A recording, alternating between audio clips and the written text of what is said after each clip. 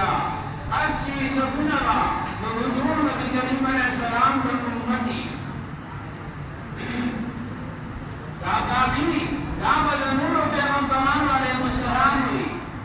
حضور علیہ السلام مبارک فرمایي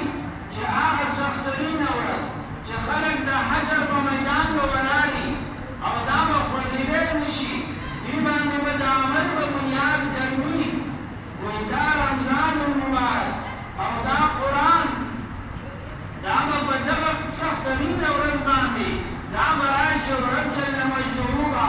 لیله جمع ورکړي دا به په سجده باندې شي الله جل مجدوه نه به هغه بندګان بخل غواړي چې کوم خلکو په دنیا کې دا سخته دا لوږه او تنده دا سختۍ دا برداشت کړې وي او دا به راځي او د هغه سخترینه ورځ باندې هغه خلک چې چا د دې حفاظت کړی هغه راوباسي او دا خلک به د سختۍ نه لرې کوي محترمو سامعینو دغه قرآن کریم دی چې دا مسلمانانو دپاره د ډېر زیات خیر او د رحمتونو ذریعه ده ځکه حضرت عبدالرحمن ابن عوف رضی الله عنه مبارک فرمایي رسول الله مبارک ورته وفرمایل رسول الله مبارک ورته وفرمایل چې چا په رمضان مبارک کې د کلام مجید ختم وکړو هغې بنده ته به د یو آیت په بدل کې د شهید امر ثواب د یو شهید امر ثواب به ورته میلاو شي دا زما دا خبره اورئ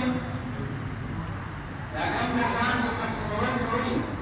خبرې مه کوئ ښه لږ په حلاله حلاله خبرې مه کوئ په څه خبره باندې کار کوئ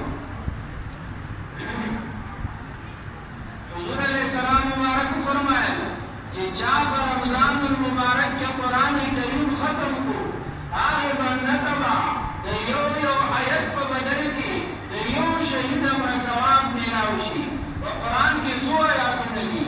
6666 آیاتونه په قرآن کریم کې دي او چې دا برکت